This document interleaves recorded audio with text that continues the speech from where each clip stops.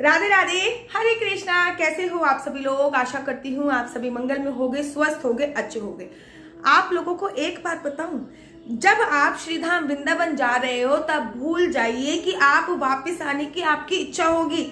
महाराज श्रीधाम वृंदावन क्या है, आज तुलसीदास जी की भाषा में आपको बताती हूँ कि आखिर श्रीधाम वृंदावन क्या है। मेरा दावा है मेरी ये कथा सुनने के बाद आपकी आंखें नम हो जाएंगी और आप भी कहने लगोगे कि बोलिए बाके बिहारी लाल की जय।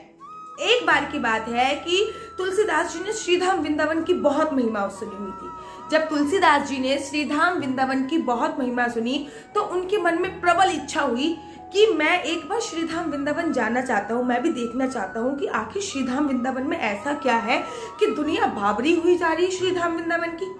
तो तुलसीदास जी एक दिन पैदल यात्रा करते करते श्रीधाम वृंदावन आ गए। लेकिन श्रीधाम वृंदावन में आके तुलसीदास जी का मन बड़ा ही व्याकुल हुआ।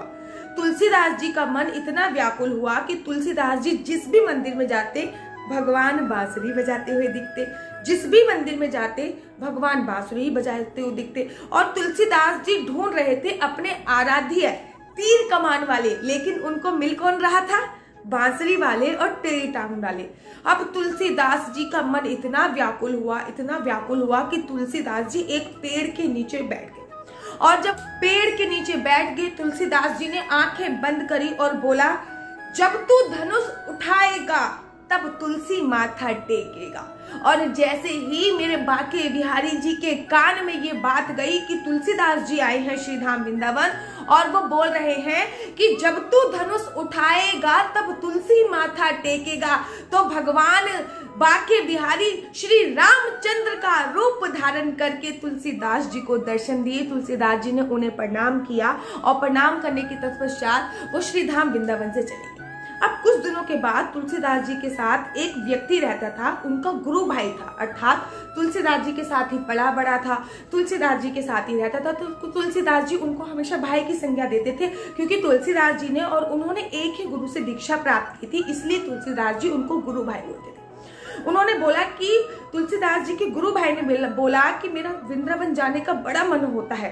तुलसीदास ने कहा, अरे भैया, अरे गुरु भाई, पूरी दुनिया में कहीं भी घूम आना, लेकिन वृंदावन मत जाना। अब तो गुरु भाई को बहुत बेचैनी होने लग गई। अरे तुलसीदास ऐसा क्यों बोल रहे हैं, ऐसा क्यों बोल रहे हैं? तुलसीदास जी ने बोला कि पूरी दुनिया में कहीं भी घुमाना, लेकिन वृंदावन मत जाना, क्योंकि वृंदावन एक बार जो गया है महाराज वो वापस नहीं आया है। अब तो गुरु भाई के मन में बड़ी बेचैनी हो गई और वो तुलसीदास जी को बिना बताए श्रीधाम वृंदावन आ गए। एक पत्र लिख के आ गए कि हे तुलसीदास, मैं आपको बिना बताए वृंदावन जा रहा हूँ। मेरी प्रबल इच्छा है कि मैंने वहां की महिमा बहुत ज्यादा सुनी है, एक बार मैं वहां के दर्शन कर ले। जैसे ही तुलसीदास जी का गुरु भाई श्रीधाम वृंदावन आया, मुरली की तान सुनकर, बांसुरी की बान सुनकर, बिहारी जी के दर्शन करके श्रीधाम वृंदावन में गुम हो गया। वो श्रीधाम वृंदावन में बिहारी जी के चित्त में ही खो गया और उनका फिर अयोध्या जाने का, चित्रकूट जाने का मन ही नहीं करा। और महाराज तुलसीदास जी के गुरु भाई श्रीधाम वृंदावन में ही बस गए। जब बहुत दिन हो गए तो तुलसीदास जी को चिंता सताने लगी। अरे बड़े दिन हो गए, मेरा गुरु भाई अभी तक आया नहीं। तो तुलसीदास जी ने अपने गुरु भाई को एक पत्र लिखा और गुरु भाई को पत्र में लिखा कि क्या कमी रघुनाथ में जो भूल गए हो भान। अरे हमारे भगवान राम में क्या कमी है जो आप भूल गए हो भगवान राम जी को।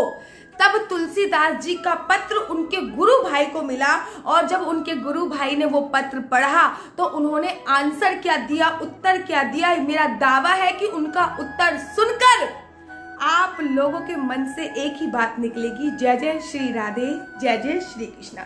तब उनके गुरु भाई ने एक दोहा लिखा, उनको पत्र लिखा तुलसीदास जी को और उन्होंने उत्तर दिया, ना कमी रघुनाथ में, ना कमी रघुनाथ में, ना भूल गए हम भान, मेरो मन पागल भयो सुन मुरली की तान, मेरो मन पागल भयो सुन मुरली की तान। हे तुलसीदास, मेरा मन तो पागल हो गया है इस टेढ़ी तिरछी नजर वाली, मेरा मन तो पागल हो गया है ये टेढ़े मेढ़े बाके बिहारी पर, ये मुरली वाले पर मेरा मन पागल हो गया है।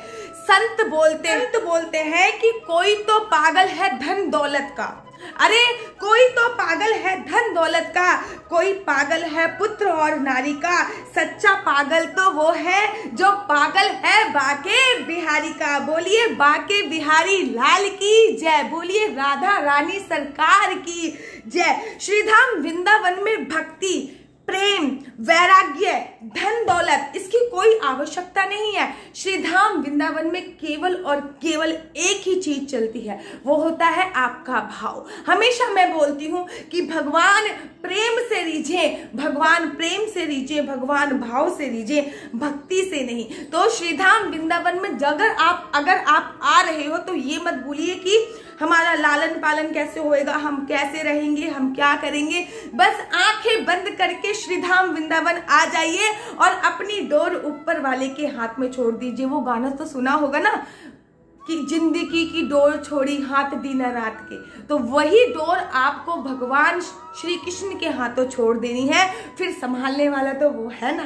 तो कैसी लगती है आपको मेरी वीडियो? अगर आपको मेरी वीडियो अच्छी लगती है तो आप अपना यूट्यूब चैनल हरि बोल को लाइक शेयर सब्सक्राइब करना बिल्कुल भी मत भूलिए। तब तक के लिए मुझे दीजिए इजाजत। राधे राधे, हरे कृष्णा, हरि बोल।